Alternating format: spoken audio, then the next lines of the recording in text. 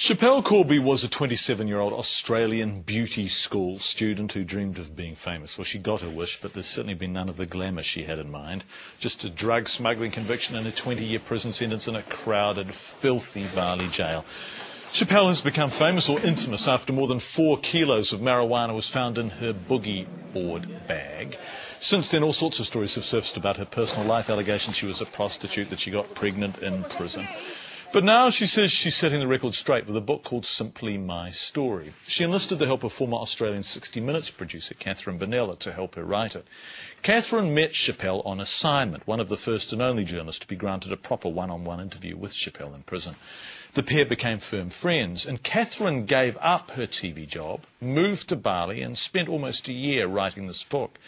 I spoke to Kathryn Bonella last night, and I asked her how, after 2 years languishing in jail, Schapelle Corby is getting on. She's okay. She's better than she has been because she's got an appeal in process. She finds out in the next couple of months whether she's going to get an extraordinary appeal. So she's got hope again.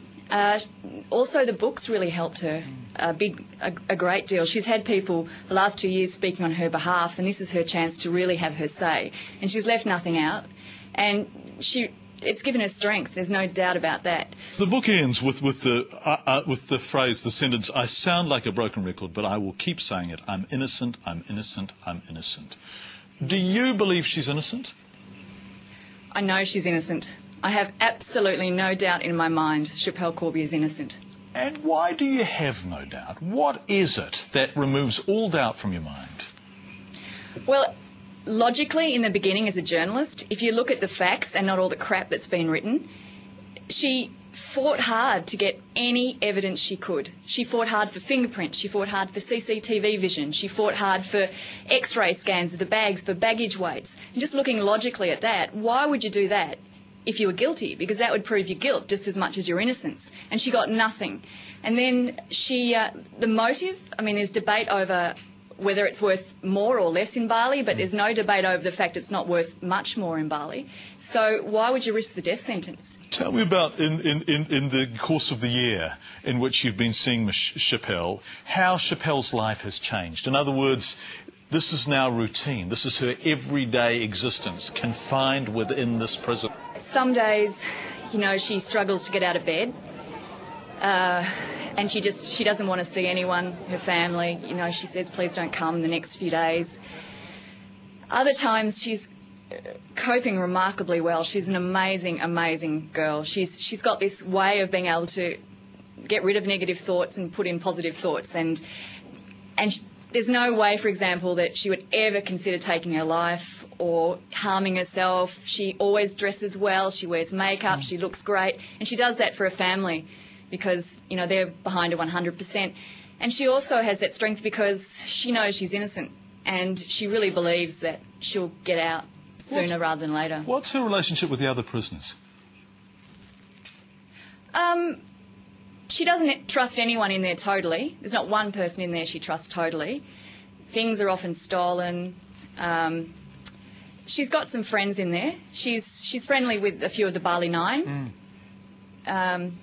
She's very friendly with a woman in her cell who's been in there since day one, a Balinese woman.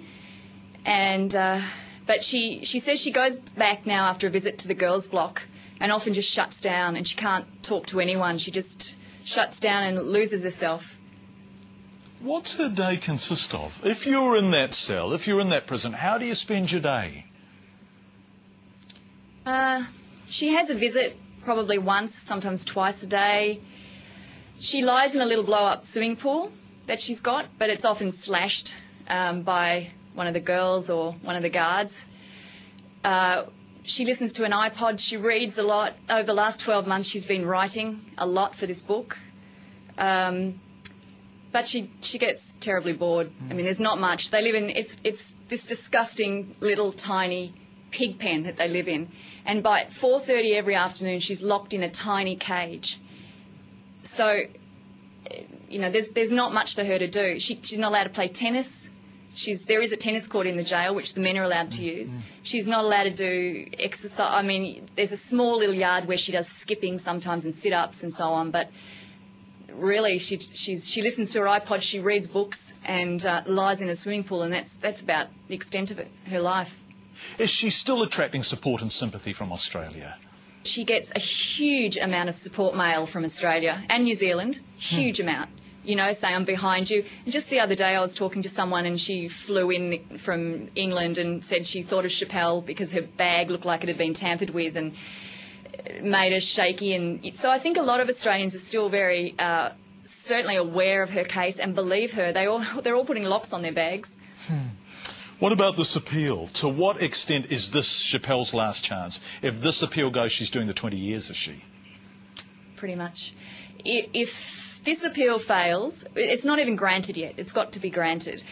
If this appeal either isn't granted or it fails, unless someone else basically comes forward and puts their hand up, yeah, she's stuck in that hellhole for 20 years. And it'll be a massive, massive, massive travesty.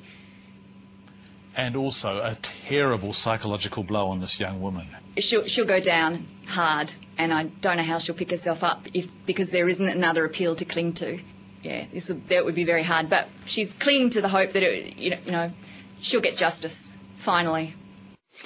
Kathryn Bonella, we recorded that interview last night. Chappelle's book.